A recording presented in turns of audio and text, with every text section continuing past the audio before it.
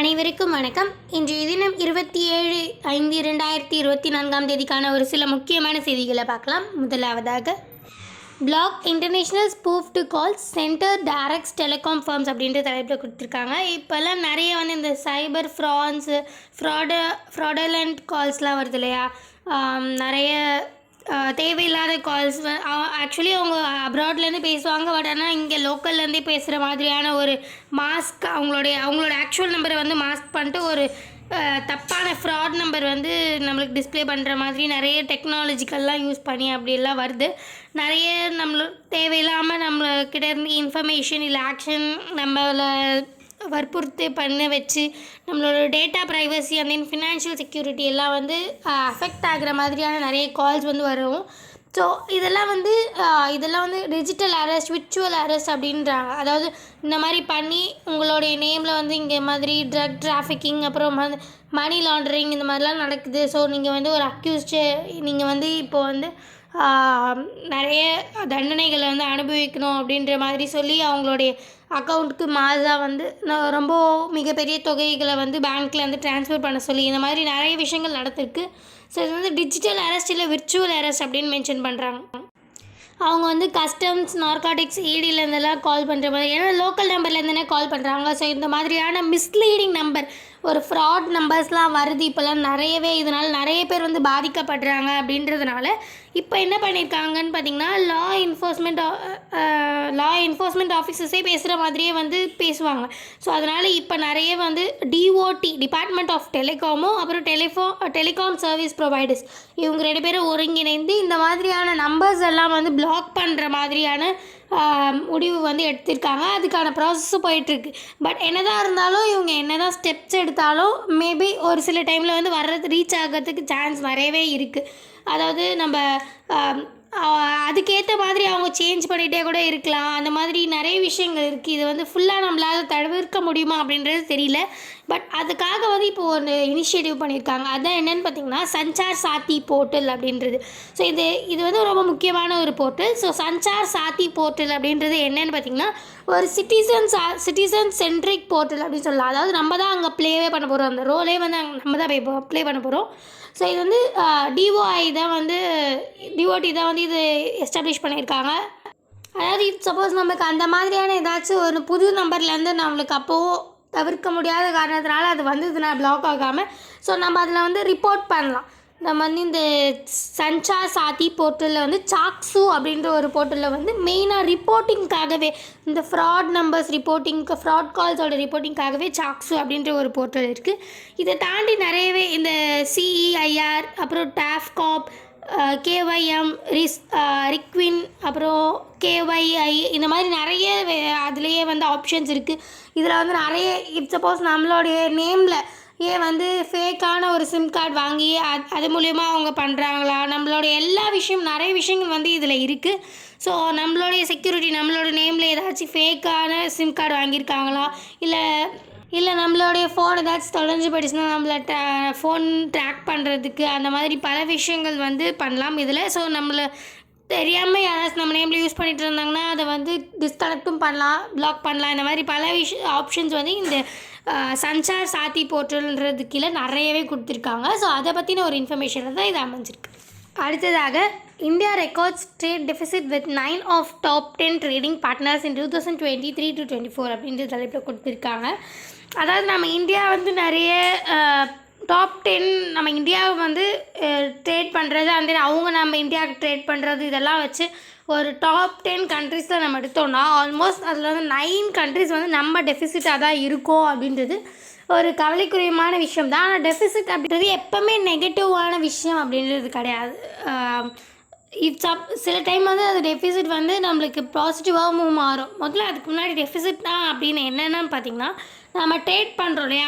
Suppose நம்ம 2023-24 நம்ம டாப்பில் இருந்தது பார்த்திங்கன்னா, சைனா கண்ட்ரி தான் நம்ம ட்ரேடிங்கில் டாப்பில் இருந்திருக்கு.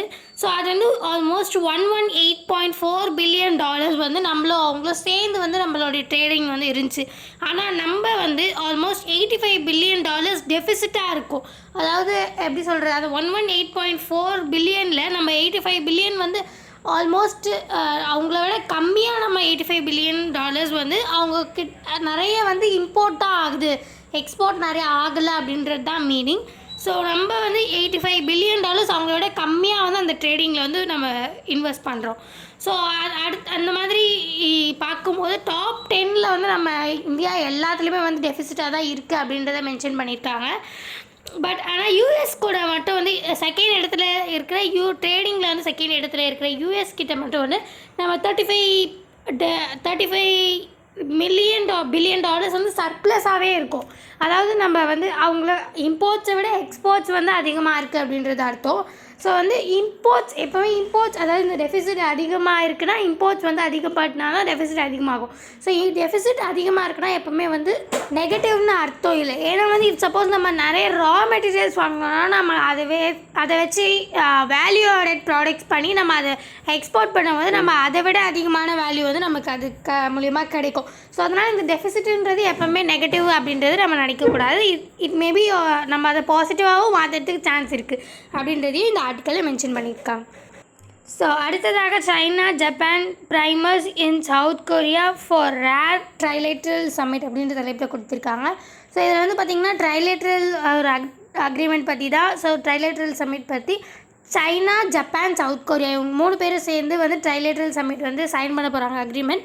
ஸோ இவங்க 3 பேருக்குள்ளே வந்து நிறைய ப்ராப்ளம்ஸ் இருக்குது. மெயினாக பார்த்திங்கன்னா இந்த சைனா ஜப்பான்லாம் வந்து நம்ம நியூஸ்லேயே நிறைய வாட்டி ஈஸ்ட் சைனா சி அந்த மெரைன் டிஸ்பியூட்ஸில் வந்து பார்த்துருக்கோம். அதே வந்து ஈவன் சவுத் கொரியா அண்ட் சைனாவுமே வந்து பார்த்திங்கன்னா நம்ம இந்தியா அண்ட் சைனா மாதிரி ரொம்ப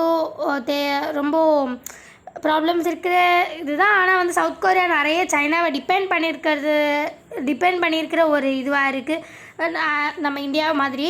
ஸோ இவங்களுக்குள்ளே இருக்கிற எல்லா டிஸ்பியூட்ஸும் மறந்து தாண்டி இவங்க வந்து இந்த ட்ரைலேட்ரல் சம்மிட் அப்படின்றது ஒரு ட்ரேட் அக்ரிமெண்ட், நிறைய ட்ரேட் அக்ரிமெண்ட்லாம் நடக்கிறதுக்கு வந்து இது ஒரு சைன் பண்ணுறாங்க. ஸோ இன்னொரு மிகப்பெரிய காரணம் என்னென்னு பார்த்திங்கன்னா இந்த ஜப்பான் சவுத் கொரியா ரெண்டுமே வந்து ரொம்ப யூஎஸ்க்கு வந்து ரொம்ப க்ளோஸ் அலைஸ். ஸோ அவங்க வந்து சைனா கூட வந்து இந்த ட்ரேட் அக்ரிமெண்ட்லாம் பண்ணுறது வந்து ஒரு புதுசாக வந்து ட்ரை பண்ணி பார்க்கலாம் அப்படின்ற மாதிரி ஒரு ரொம்ப ரேர் ட்ரைலேட்ரல் சம்மிட் அப்படின்றத அதிலே மென்ஷன் பண்ணியிருக்காங்க. ஸோ வந்து ட்ரை பண்ணி பார்க்கலாம் அப்படின்ற மாதிரி சைனா ஜப்பான் அண்ட் தென் சவுத் கொரியா இவங்க 3 பேரும் ட்ரைலேட்ரல் சம்மிட் வந்து சைன் பண்ணியிருக்காங்க. ஸோ அடுத்ததாக at least 134 including 1 MSF worker killed in clashes across Sudan's Fasher அப்படின்ற தலைப்பில் கொடுத்துருக்காங்க. ஸோ இது வந்து சுதான் அப்படின்ற ஒரு கண்ட்ரி வந்து பார்த்திங்கன்னா ஆல்மோஸ்ட் போன இயர் வரைக்கும் வந்து சிவில் வார் நடந்துகிட்டு இருந்த ஒரு இடமா இருக்குது.